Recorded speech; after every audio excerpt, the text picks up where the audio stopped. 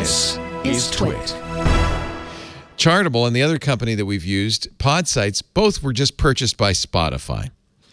So more and more podcasting is moving into this realm where it's not RSS, where you get it in an app called Spotify, where they know everything about you and they have all the analytics they could possibly want. And it makes me worry a little bit about the future of open podcasting, of RSS podcasting. I know this day is coming at some point, but I know the day is coming where I will no longer be able to skip through podcast ads to my heart's content. And it's going to be a dark day. I'm going to have to keep downloading my podcast directly because, Can you, though? I never skip. In Spotify, I never skip can you your ads, Leo. No, you can. I don't. No, that's. I listen to every one. No, but can you skip in Spotify? Do they have a skip button? Probably not, right? I listen to I Cast. I think it's called. Recently. Yeah. Mine is called Caster. Does that sound right? What's this thing called? Pocket Casts. And I love Pocket Casts, and yes, you can. That's what I use. But that's the point. Yeah. Pocket Casts uses RSS feeds. You cannot, for instance, listen to the Joe Rogan Experience on Pocket Casts because Spotify. And it turns out, by the way, they spent $200 million, not what we had been earlier reported, $100 million for the Joe Rogan Experience. And by the way, it's been a great investment for them. Joe Rogan is $1 million to buy one ad on Joe Rogan, and you have to agree to buy ads on other Spotify shows as well. So it's a moneymaker, right? That's 200 ads. It's nothing. That's less than a year's worth of advertising. So, but the whole idea is it's exclusive. So you have to have Spotify. You don't have to be a paid member, but you have to have that app. And that's the thing I think that's it's bad for RSS podcasting, traditional. You won't be able to use podcasts to listen to some podcasts anymore. I was just reading, I forget where it was, the Spotify's plans for how it's attempting to expand, because at some point the market mechanics for the music alone aren't enough to sustain it because the margins are too low and just the money doesn't really make sense over a long period of time. Oh gosh, yes, this is why Spotify's doing it. The worst possible business you could be in is streaming music because you have to pay so much to the labels. They're not even paying much to the labels. Well, no, see, now that's a common misconception. They're paying a lot to the labels. 2/3 of the money they make goes to the labels. You're talking about the artists. Oh, yes, very different. Sorry. There's a big... I was thinking of the people who made the music. Yeah. You're very talking about, people make the music. Oh, who cares about them? No, you're right. Spotify pays one of the lowest fees per stream, but most of that money doesn't go to the artist. It goes to the label.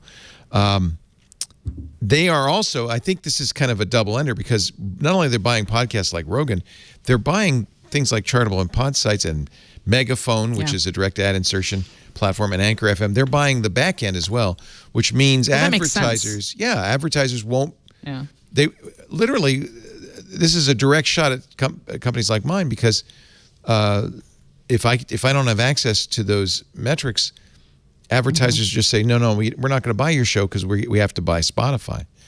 And does Nielsen doesn't Nielsen do that type of rating? Nobody does anything like this, unfortunately. Spotify, look, it's good business. I understand completely why they're doing this. They need audio programming that doesn't cost as much as streaming music does. And podcasts are a good deal from their point of view. And by the way, they won't even have to buy many podcasts because they own the back end, everybody's going to have to go to them to sell ads.